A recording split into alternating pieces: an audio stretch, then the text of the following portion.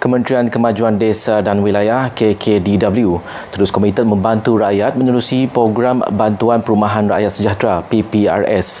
Timbalan Menterinya Datuk Rubiah Wang berkata, ia bagi membantu keluarga miskin dan miskin Tegar Luar Bandar memiliki rumah kediaman yang selamat dan selesa.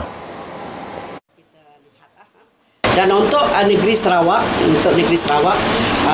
sepanjang RMK 12 dari 2021 hingga 2024 kita telah berbelanja sebanyak 377.7 juta untuk melaksanakan 2,317 buah rumah bina baru dan baik pulih 10,629.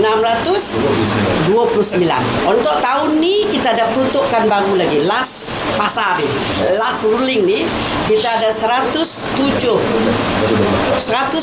juta. 120 juta yang mana kita jangka kita dengan red baru kita dapat buat 709 buah 703 bina baru dan 2191 baik pulih. Beliau berkata demikian selepas majlis penyerahan rumah pertama bagi Program Perumahan Rakyat Sejahtera PPRS Sarawak di Kampung Asajaya Laut. PPRS merupakan kesinambungan dan pemerkasaan Program Perumahan Rakyat Termiskin yang telah diperkenalkan semula pada 1 Oktober 2024. Penerima bantuan PPRS, Madeli Lani, mengucapkan syukur dengan bantuan itu. Kalau lama, memang lama tapi tak kisah. Sudah dapat, syukur Alhamdulillah. Amin.